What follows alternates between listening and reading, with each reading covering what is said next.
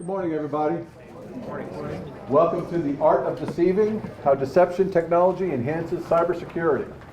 And introduce you to our speaker today, Fernando Cruchaga, is a Zscaler Senior Solutions Engineer focusing on deception technology.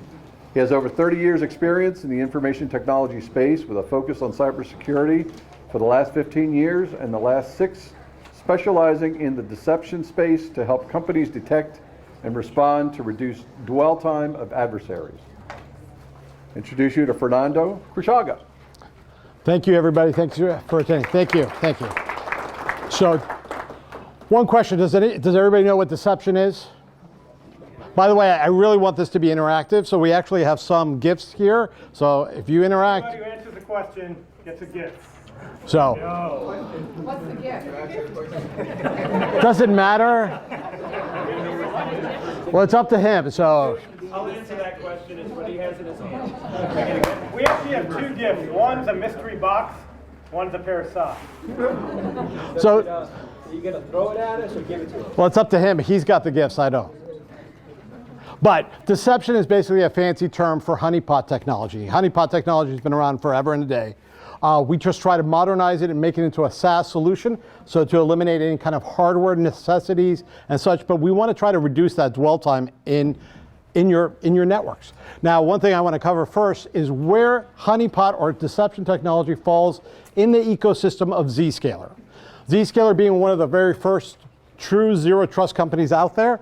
We have our core products, which are Zscaler Internet Access, which helps prevent any malware or anything coming down to your endpoints before they get to your endpoints. And then with our ZPA technology, which is Zscaler Private Access, we eliminate the need for VPN technology. The reason is, and I heard something earlier today, VPN technology opens the floodgates for any would-be attacker. If you give access to an employee who gets compromised, VPN access, that user now has full access to your network. Whereas with a zero trust model, we can give your users access to only the applications that they need and silo them. So we reduce that blast radius in case user A gets compromised. They only have access to application A, B, and C, but they don't have access to your entire network. We want to reduce that blast radius and keep you as secure as possible. And that's what zero trust really follows by. But deception falls into the land of lateral movement. Does anybody know what the average lateral movement dwell time is for an attacker? The dwell time from the likes of CrowdStrike, Mandiant, and IBM? Can anybody give me a number? Just throw it out, I don't care. 2 weeks. 2 weeks? Anybody else? 5 minutes. How much? 5 minutes. No. So the average is 280 days. So think about an attacker being in your environment for 280 days, mapping out your network, just mimicking simple ARP traffic so they could stay under the radar.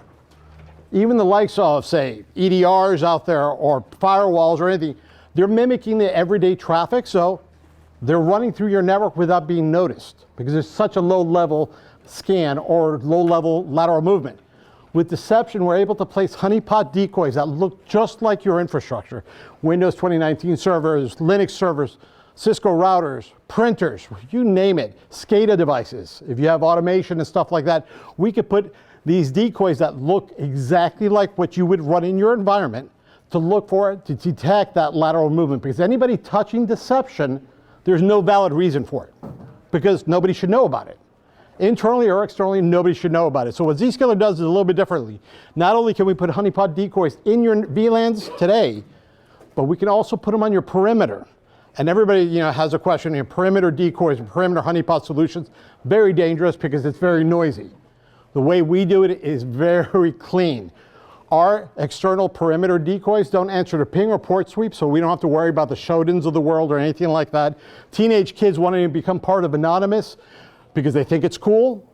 We drop all that type of traffic. The only traffic we allow to our perimeter decoys is URL interaction. So we actually create a URL service, point it to their domain, to the customer's domain, and anybody hitting those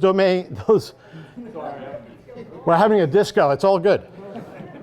Anybody hitting those external decoys with a simple post or a get, not a big deal. but we can enrich all that telemetry we get from an external attacker with services like Abuse IPDB, IP Info, Palo Alto Wildfire, Gray Noise, and Shadow Hunt services to give you geodata location of the would-be attacker and possibly IP reputation scoring. So to give you an example, if an attacker gets on one of these decoys on your perimeter, it's just a getter or a post, you might ignore it. But if that same attacker has been seen and reported in the wild doing DDoS attacks, doing brute force attacks to other domains, and you have that telemetry, it makes sense to just block that external IP because they're doing malicious activity and you don't want them playing with your production environment. Now, we want to be able to detect within pretty much any facet within a company's environment. So not only the pre-breach recon, but we want to detect that lateral movement. We want to detect Active Directory. So the rise in Active Directory attacks is tremendous. And partly because of the way Active Directory was designed. Active Directory allows any user in Active Directory to enumerate Active Directory. That's by design. But somebody in the mailroom should not be enumerating Active Directory for the domain admin group. Simple as that. But IT personnel, sure. But if you see a mailroom person enumerating the domain admin group, that's a sign that something's not quite right. But we want to, and that's where the human-operated ransomware attacks also come into play. With our endpoint agent, we have a unified endpoint agent, not only for ZIA, ZPA, and all the other products within Zscaler, but for also deception. So you have one agent that manages all of that on your endpoints. But we can help detect that human-operated ransomware because our endpoint agent, we could place 0 KB hidden files throughout the subset of the hard drive. Any piece of ransomware gets on the machine, starts encrypting and deleting files or folders, we'll let you know and alert you immediately. And then supply chain attacks such as Log4j. How many people here got affected by Log4j?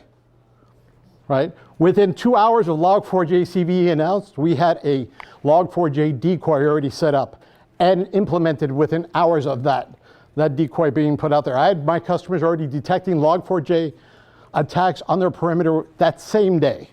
That's telemetry that you can't really quantify, put a number to, because it's very valuable. And then our IoT SCADA decoys. So a lot of companies in manufacturing have these PLCs from Siemens, Rockwell, Schneider, all of those. But those are ripe for picking because there's not much security behind those. Say in a manufacturing environment, your manufacturing, one of your silos, one of your manufacturing plants goes down, that could be millions of dollars, if not tens of millions. So we want to detect that lateral movement in that phase as well. And then these are all the things that Gartner, and I'm not a big fan of architecture, so I'll skip over that. But this is something that actually happened to one of my customers. This is an attack that started, actually, I'm sorry, this is the wrong slide, but I'll get to this one. This is traditional defenses here. So you have your target, your treasures in your environment, right? Your personal private data you want to safeguard from a would-be attacker. And then you have the attackers. But then you have your traditional environment with your IDSs, IPSs, firewalls, what have you. But like I said, attackers have gotten much more advanced. They're going really low level, and they want to be able to find you. And with that 280-day average dwell time, which really surprised me, they have plenty of time to move around the network at their leisure. They can be wrong. They can hit a roadblock and pivot. Your SOC teams, your incident response teams have to be right all the time. They have to, or that attacker will find a way and get to your treasures. With deception, we implement deception, but what we do is we throw a monkey wrench into the attacker's plans. We put up all these decoys throughout your network. The attacker doesn't know what's real, what's fake. The second they touch anything, they have to be right now all the time. Because if they touch something that's deceptive, you get alerted right away. And then the SOC team can respond at their leisure as quickly as possible before they hit your treasures. Any questions on any of this? No? Awesome. I didn't think I was that good, though. So this is actually an anatomy of an attack that actually happened to one of my customers about 3 years ago. This is a very large international company. So like I said before, if an attacker is not in your environment today, they're trying to hit you from an external point of view. through your points of presence on the internet. One easy way an attacker can do that is by scraping your DNSA record. It's a public record. Google has a tool for it. There are thousands of tools that can show what presence you have on the internet. Even if you don't have it advertised on your website, you do have it advertised in a DNS record. Or you can go to crt.sh to see what SSL certs you've published. So it's very easy for them to pick that low-hanging fruit. But my biggest point is that internal would-be remote worker, hybrid worker working from home, working from a hotel, Starbucks, what have you. Those networks aren't secure. They don't control it. So that's an easy way to get attacked. What happened with my customer was they had a worker in Germany. Sure enough, that worker clicked a bad email link, opened the back door for a would-be attacker. When that would-be attacker came in, one of the first things they did was enumerate Active Directory. They enumerated the domain admin group. They got the full list of domain admins, then they ran a tool like Mimikatz on the machine and stole all credentials off of LSAS. And lo and behold, domain admin credentials were running on that machine in memory. Now they have domain admin credentials. They can do whatever they want, right? That was within minutes. They stole those credentials and they moved laterally to the primary domain controller. This primary domain controller, what they did after that was weaponize Active Directory. So they modified the GPO and said when anybody logs into their environment, whether on-prem or remote, Active Directory pushed out ransomware. Over 50,000 machines were affected worldwide in about 3 days. It was massive. I got called in. I was at like stage 4. I was on a phone call with their executive teams and my counterpart at the company that ran their response team, and he was telling them, don't log in, don't VPN in, you'll be fine. We found it, we're working on it, we're gonna resolve it. And one after the other, each one said, my machine just got encrypted. My machine just got encrypted. It was a massive attack. The ransomware was targeted to them. They gave me a sample of it. I couldn't execute it at first in my sandbox environment because I wasn't part of their domain. It was a targeted attack. These attacks are getting more sophisticated every day. What we can do with Zscaler deception, like I mentioned before, put out decoys on your perimeter. So if you do use VPN technology or did use VPN technology, what we can do is put a deceptive decoy VPN login portal on the perimeter. Maybe a backup system, backup email system, backup CRM system, what have you, on your perimeter to see who's touching those. Because theoretically, there's no legitimate reason for anybody to even know about those services and touch them from a perimeter point of view. Internally with Active Directory, we want to help protect Active Directory by placing deceptive objects in your production Active Directory. Well, the reason we do that is that, I'm not sure how many here would know this, but on a Windows machine, almost every application you load on a Windows machine does some type of LDAP enumeration. Constantly, every day. So if you're tracking all LDAP enumeration, you're going to get inundated with white noise. But the way we do it is that we place a deceptive object in domain admin group, executive group, maybe M&A, maybe whichever group in Active Directory that has access to elevated privileges or access to IP that you don't want released. The second an attacker enumerates that OU, that group in Active Directory, we advise you immediately. Then on top of that, we can place all those credentials we've placed in Active Directory on your endpoints in LSAS, hidden to the normal view. So if an attacker does get on that machine and scrapes LSAS, they'll find a credential, maybe a domain admin credential, maybe a domain admin credential with RDP access to a server. And all of those credentials that we put on the endpoints lead them to a decoy that we've laced in your environment. So we want to catch that lateral movement as quickly as possible, the credential theft, and absolutely the Active Directory reconnaissance. Because that gets you that whole basis of the mesh network. And on our endpoints, with our active agent on your endpoints, we have 3 advanced features. One is ransomware detection. By placing those 0 KB hidden files on your machines throughout the hard drive, any ransomware activity, encryption or deletion of folders and files, the second they touch our file, we let you know. Now we have two more advanced features on our endpoint, is our PS exec detection. How many people in here have used PS exec tools? Right? Very powerful, they're great tools, right? Hackers love them, they do. So people in IT should have access to PS exec tools. But again, Joe from the mailroom shouldn't be running PS exec tools, shouldn't be enumerating Active Directory, all of those. So that's why we want to alert you on that type of activity as quickly as possible. And our third advanced feature on the endpoint, which is one of my favorites, is called defense evasion. So everybody loves, the EDRs, XDRs out there, like CrowdStrike, Tanium, all of these other, software security tools on the endpoint. The problem is I've seen every single one of those tools turned off within 60 seconds. I've seen top pen testers and malicious actors just write a malware and shut those services off and not one alarm goes off. With our defense evasion is that, say you're running CrowdStrike or Tanium's XDR or MDR, we could put a fake security process running on your endpoints. The second someone turns that fake security process off, we alert you. It's a very simple technique, but it's a very effective technique. Now, like I said, our solution is all SaaS-based, so we have our solution in an AWS environment, AWS, where we provision for all our customers. It's not a multi-tenancy environment, it's a single environment for each customer.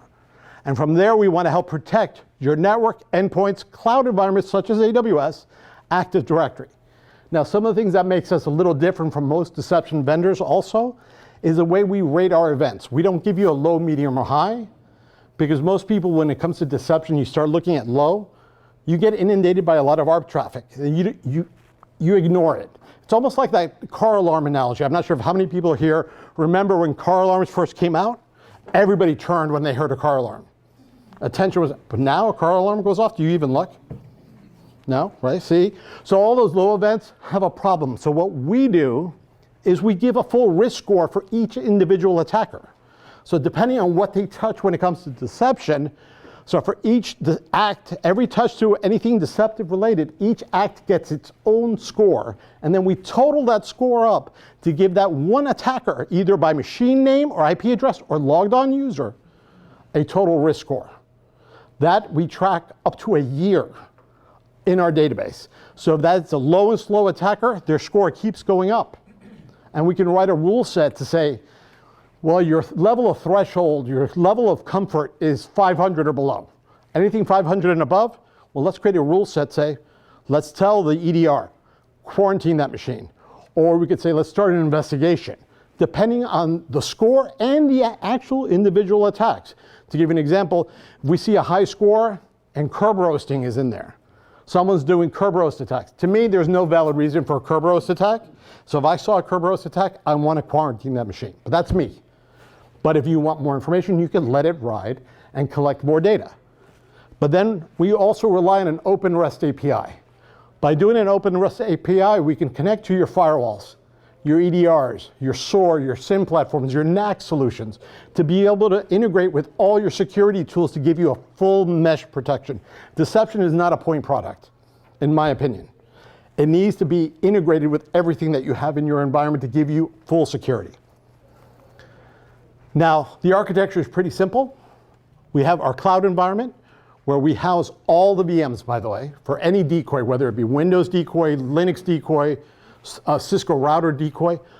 We manage all the compute in our cloud environment, even though you can't see it very well there, in the AWS environment. The way we get those decoys in your environment is what we call as a decoy connector. It's a lightweight OVA, 2 CPU, 4 gig of RAM, 25 gig hard drive. Once you load that up either in VMware, KVM, Hyper-V, you do a layer 2 trunk port for your VLANs in your environment, one per data center. And with that layer 2 trunk port, that decoy connector establishes a TLS 443 secured tunnel back up to the AWS tenant, and we use that tunnel to project those VMs into that environment. So to the attacker, they see this machine here, they see a local IP address, a local naming convention, a local an operating system that they recognize in your environment.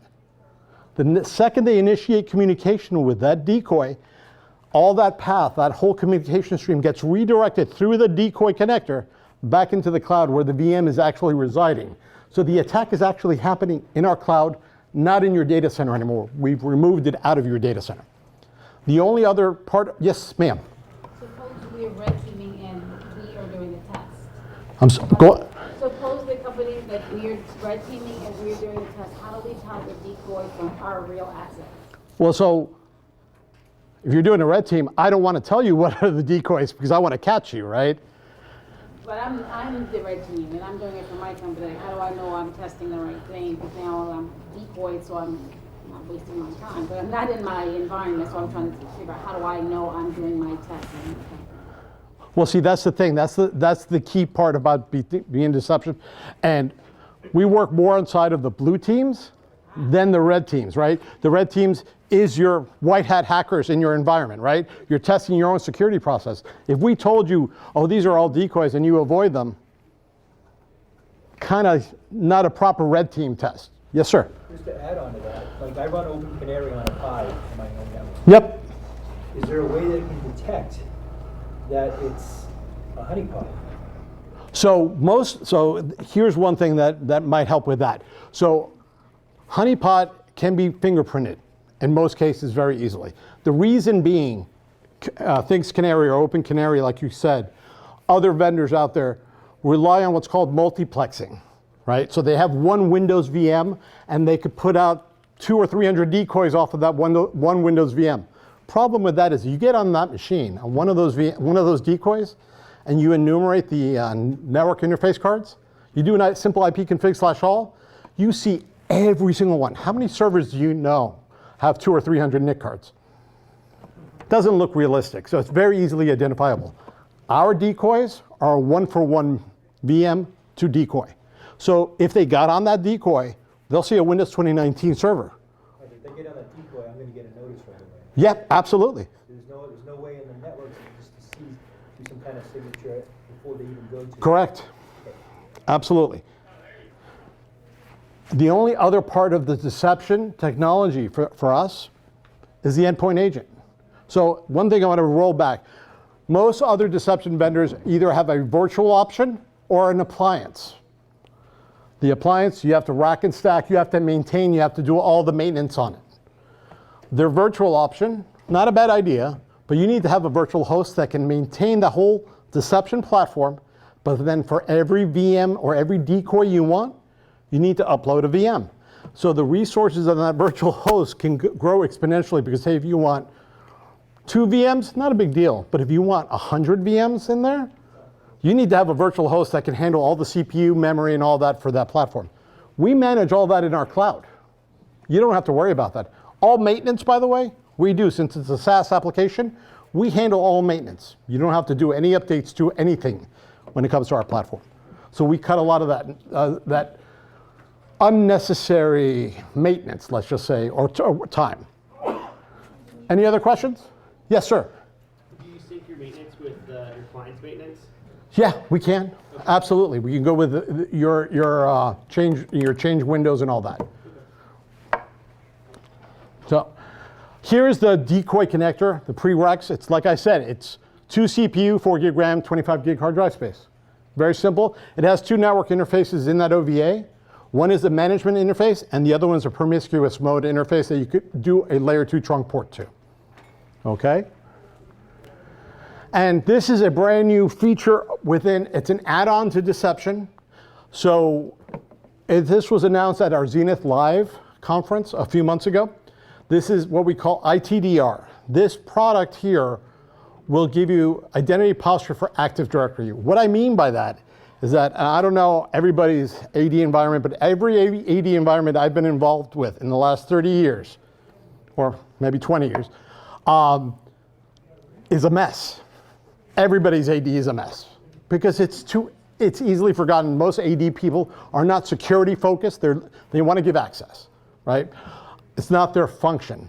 But to give you an example, I had a customer in the Northeast area, not south of here, that we ran this scan. This checks for vulnerabilities or misconfigurations in your Active Directory, right? When we ran the scan, I found they had 6,000 employees, 6,000 accounts in Active Directory, and 3,500 of them were all set to password not expire. That is not a proper security protocol right there. That's not proper security right there. On top of that, every single one of those users were Kerber roastable. We showed them the risk. They're still repairing their AD now. But things like that, this gives you a heads up, being a proactive view on how you can clean up your own Active Directory. So not only do we tell you, we give your whole domain a risk score, we list out the top focus areas, vulnerabilities that we found in Active Directory. We give you a listing of what users are affected, the top 10 users. And if you drill down, say, in this one, I know the screenshot's not really good, but that's a Kerber roast ASREP roasting vulnerability. If you click on it, we tell you what the issue is. In some cases, we'll give you a video of a hands-on keyboard attacker doing that type of attack to show you how easy it is. We tell you what's affected, who in your Active Directory is open to that type of attack, and then we walk you through remediation steps with a video, step-by-step procedure, and in some cases, a remediation script that you can import into Active Directory to clean it up. We also track all changes to Active Directory as well. So anything that you fixed and somebody comes back behind you and changes it back, we let you know. Now, with our Zscaler private access, like I mentioned, our core product that replaces VPN, what we do with this is our users, companies' users have access to ZPA, where they need only access to maybe Exchange, PeopleSoft, and Oracle. They don't need access to your full network. There's no reason for that. So the users with our application can access through our private cloud those applications. But with our integration with Deception, what we could do is set up a decoy cloud mimicking the same applications or more. And on the endpoint in LSAS, we could put maybe elevated privilege credentials pointing to, say, Oracle, maybe DB admin credentials to Oracle. So if an attacker scrapes those credentials, they're going to see two credentials, the user's credential to Oracle, or maybe an elevated privilege account to Oracle. Chances are they want to get that biggest bang for the buck. They want that elevated privilege account. The second they interact with any of the deceptive offerings, with an API call to our Zscaler private access, we can tell ZPA to reroute all the offending machine's traffic to only Deception and blocking them from anything production so your data is safe. All the time alerting you as quickly as possible. Now, MITRE. How many people here follow MITRE? Oh, there's a question? I do have. Yes, ma'am. So in the case that obviously is found, blocked, there's a real person behind that feeling that they're really going to get into something, do they just realize, oh geez, they've got detection on their network? Do they just like keep trying again, or do they? Depending on the attacker, right? Yeah. So depending, if it's a sophisticated attacker, they might change routes. If it's, I mean, it all depends on each case. Each case is going to be differently, right? So if you have a novice attacker, they're not knowing they're being noisy. They don't know they got detected. Sophisticated attacker is reducing that fingerprint ability to be able to detect that if it's a honeypot decoy or not. So the more realistic we can get them to spend as much time. We had an attacker, now this was out of our Asia Pac division. With one of our decoys, we have what's called a high interactive decoy, which is a fully fledged Apache Solar decoy for Log4j. We had an attacker in that system for a few hours, rummaging around doing thread dumps and all that. All the while, they didn't know it was a decoy because it looked realistic, right? And they were able to do functions within Apache Solar. So we were able to collect all that telemetry. But again, it depends on the attacker and the environment. So I can't give you a quantifiable number on that. But this is the MITRE Engage framework. The Engage framework talks about deception capabilities. We cover it 99% of the way. The only thing we do not do is hardware manipulation. That's where we rely on those integrations with the CrowdStrikes, the NAC solutions, your SIM, even providers like AWS. So we can actually issue a command to cut that would-be attacker off as quickly as possible. And that's it for this. I'd like to show you guys a live demo of the environment if you guys are up for it. Sure. Awesome. So let's go here.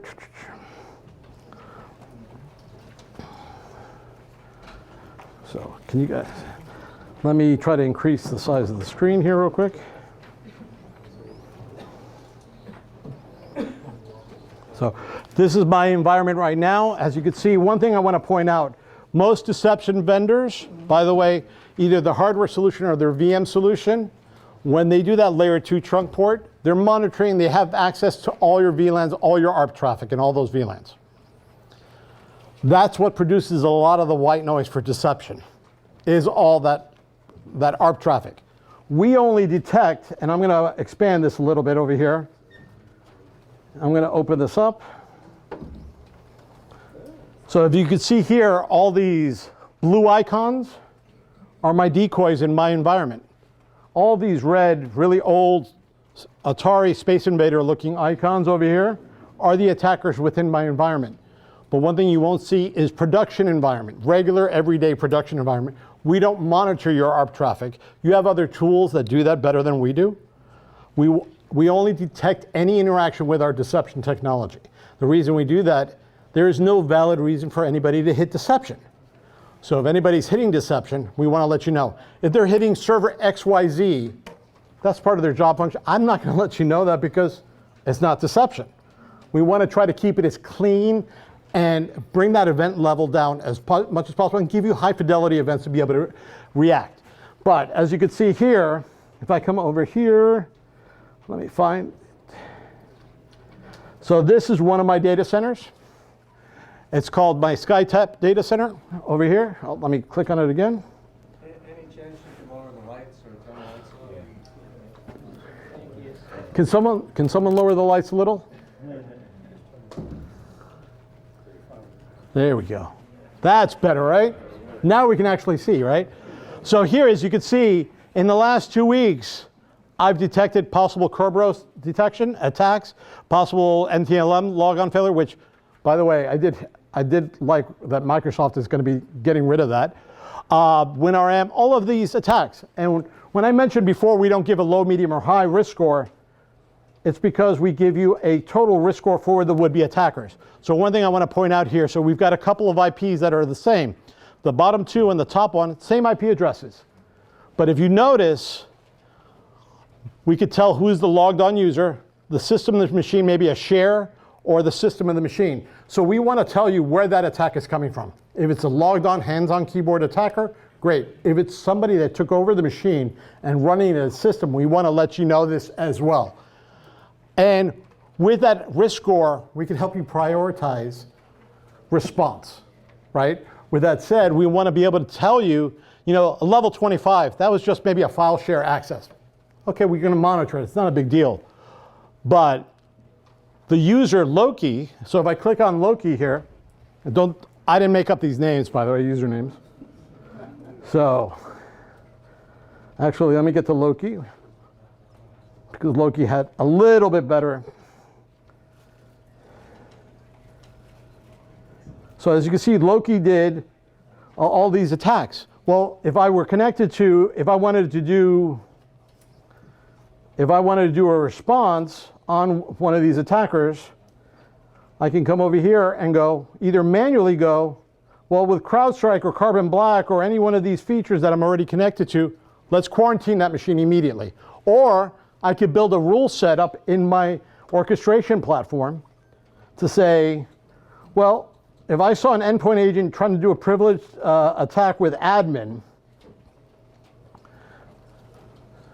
come on, with admin, but I want to say, you know what, that's a little too, it's not enough for me to issue a quarantine command. Well, I can come over here and do an end command and say, well, if they're doing a Kerberos SPN attack, well, that's enough for me to say, I want to stop this person. I can come down either with our products, ZIA or ZPA, we could do some containment.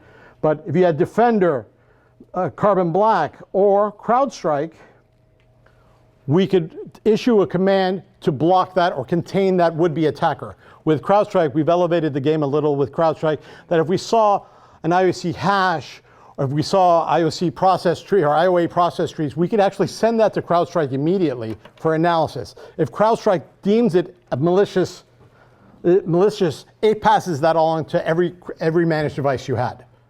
Yes, sir. So, can the attacker kind of mask who they are, though, in your network? Well, I mean, within the network, it might be a little bit harder. I'm sure they could. They could spoof IPs and stuff like that. But ultimately, we're going to see the MAC address of the machine, right? And then they would have to do a lot of spoofing at that point. And I think they'd be detected by whatever EDR is beforehand, before they could even do that, right? They want to stay quiet, so they're not going to be doing massive things like that. Yes, sir. Rather than blocking, I mean, obviously you want to block them, but is there a way to turn it around on them to get more information from them so that you can then? So that's been a very big talking point for the past 6 years in deception that I've been in. How can we almost say hack the hacker? Yeah. But legalities come into play there, and it's something we can't touch right now. Unless laws change, right? I would love to be able to attack, because one of our options on the decoy, on your endpoints, is to put a decoy file, right? So think about it, you could put a password file in there. It's a fake file. Somebody opens it up. We want to be able to either geolocate them or find out, maybe initiate some kind of a malware attack on them. Microsoft actually has stopped all of that. We're close? 12 minutes. Okay. So Microsoft actually has limited a lot of that capability. So. It's just to get more information from them. Right, but we'll identify whoever opens up that file. As opposed to shutting them down and then they know that they're aware. No, so the second they interact with that file or any of the lures or anything we put on an endpoint, we alert you immediately. They don't know about it that we've alerted you, but we will alert you. So if they copy that file to another machine, we'll alert you on that. They won't know that you've been alerted. We do all that in the background. Any questions? Any other questions? No? Is the information on the decoy files fake information, or is it a duplicate of our? So what I would say is we make it look as close to your environment as possible, maybe your letterhead or your formatting, but we don't want to put real data in there, because then that would be an exposure for us. You know what I mean? We don't want to put that out there. We'd rather grab your format and change the data and make it look real, but it's not. And does every decoy have something to lure them in, like all the decoys? Sure, sure. So I'm going to show you real quick some of the types of decoys we have. So we have 4 types of decoys. We have what's called static application data sets. Right out of the box, we have 120 templates right out of the box. What a static application data set is just that web login, that web front end. So any interaction we catch immediately, right? But you could do almost any type of decoy you want. We also can add a custom decoy, or any of the decoy templates we have. If you've put your own splash screen on, right? Your own logo is in there, we can modify all our decoys to fit yours. If you had a golden image that you wanted to use, your own Windows Server image, we could upload your golden image and use that as a template as well. But we have, like I said, 4 different types of decoys, anywhere from static to our dynamic. And one of our fan favorites, customer favorites, would be Microsoft Exchange or SharePoint. SharePoint gets hit all the time internally. So we put a SharePoint decoy out there. But we also have what's called our high interactive decoys. Our high interactive is the full Docker container of the application, such as Apache Solr, Jenkins, Drupal, and all of that. So we actually provide on the screen, as you can see, under description, a default username and password. You could actually log into the service and rummage around through it. So that's what makes it look realistic. We could also add custom decoys to this as well. If you're in the, say, SCADA environment, you have PLCs or building automation, we also have our SCADA and IoT data sets. And this is something that I don't think any other vendor has out there to date. They might have one SCADA decoy that's a generalized decoy, but we go down to the level of the PLC to mimic either Siemens, Schneider, Rockwell, or what have you. We want to give you the most realistic environment as possible, because putting up a fake decoy that looks fake is useless. Any questions? I have a last question. Yes, ma'am. So for the customers that you have you found that they have less of a need to do external penetration testing on the perimeter? No, I love external penetration testing. I'll tell you one customer that I got just from a red team, actually an external pen test, that they were part of a very large company. It was a subsidiary. For the past 5 years, they had been getting owned by external pen testers.